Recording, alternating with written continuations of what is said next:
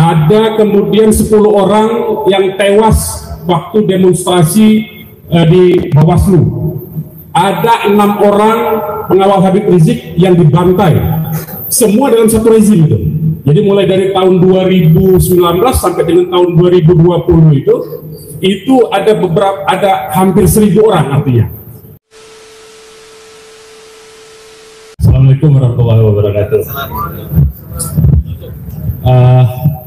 Terima kasih kepada Bapak Ibu semua, kepada moderator Mas Hersu, dan di sini saya terima kasih. Saya belum terima kasih pada Pak Fahru Rozi.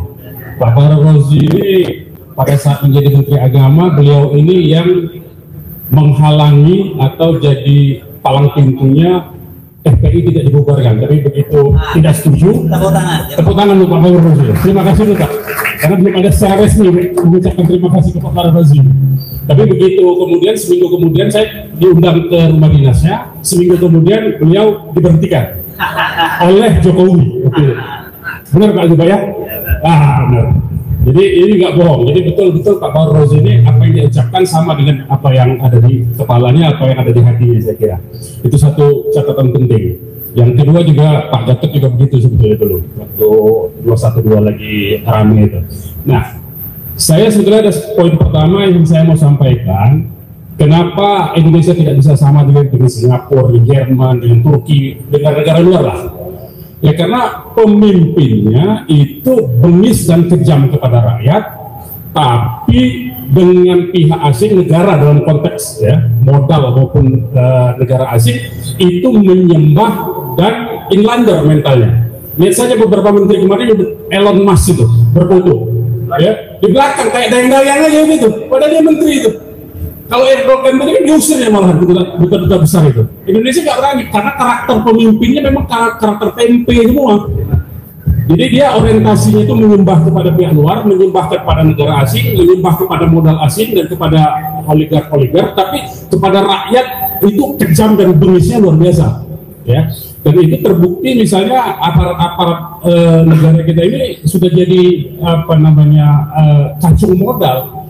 Kita bisa saksikan satu lembaga yang harusnya ngurus urusan teroris tapi ngurusin Kejaksaan Agung, menyerbu Kejaksaan Agung. Apa Kejaksaan Agung untuk markasnya teroris? Itu kan perlu dipertanyakan itu sebetulnya. Nah, jadi itu menurut saya menjadi bukti penting bahwa institusi yang keluar dari tupoksinya itu membuktikan bahwa institusi itu sudah menjadi alat politik sebetulnya. Ya saya tidak takut karena dia lagi sibuk ngejar Kejaksaan Agung sebetulnya. Biarin aja itu. Syukur-syukur terus-terusan gitu. Itu yang pertama. Nah yang kedua, karena memang tadi bicara sistem, bicara bicara karakter pemimpinnya, bicara sistemnya. Kalau saya sih sebetulnya apa yang dibawa sistem dari luar itu kalau selama para pemimpinnya masih bermental seperti tadi, itu akan dimodifikasi sedemikian rupa sehingga hanya dibuat untuk menguntungkan grup dan crony-nya saja. Jadi kita cuma membanding-bandingkan. Kalau gerombolan pemimpinnya tidak diganti. Nah, saya punya usul sebetulnya konkret saja dengan diaspora ini mumpung ada diaspora sebetulnya yang ada di beberapa negara. Saya mau mengambil contoh ini untuk shock terapi sebetulnya, supaya yang jadi pemimpin ke depan tidak main-main. Ya, ini kita ambil contoh waktu Pinochet. Waktu Pinochet itu, para aktivis diaspora dari Chili itu yang berada di Spanyol dan Inggris itu mengajukan gugatan kepada Pinochet, dan kemudian pengadilan Spanyol dan pengadilan di Inggris itu menetapkan kemudian kalau Pinochet berada di dua wilayah negara ini, Pinochet ditangkap. Nah ini harus kita contoh sebetulnya. Jadi saya berharap ya diaspora Indonesia ini bisa sebetulnya dengan mekanisme hukum seperti itu mengajukan gugatan dengan surat kuasa dari korban pelanggaran HAM di Indonesia. Sebenarnya korban pelanggaran HAM ini banyak. Ada 700 lebih petugas KPPS yang tewas 2019. Ada kemudian 10 orang yang tewas waktu demonstrasi di Bawaslu. Ada 6 orang pengawal Habib Rizik yang dibantai. Semua dalam satu rezim itu. Jadi mulai dari tahun 2019 sampai dengan tahun 2020 itu ada hampir 1.000 orang artinya. Nah, saya berpikir supaya diaspora yang ada di berbagai negara ini, yang sistem hukumnya bisa membuka peluang untuk diajukan gugatan secara perdata dulu untuk nama-nama tertentu, terutama pucuk pimpinannya. Kalau ini orang berkunjung ke negara itu dikeluarkan surat perintah penangkapan dari pengadilannya supaya dia kapok nih. Apalagi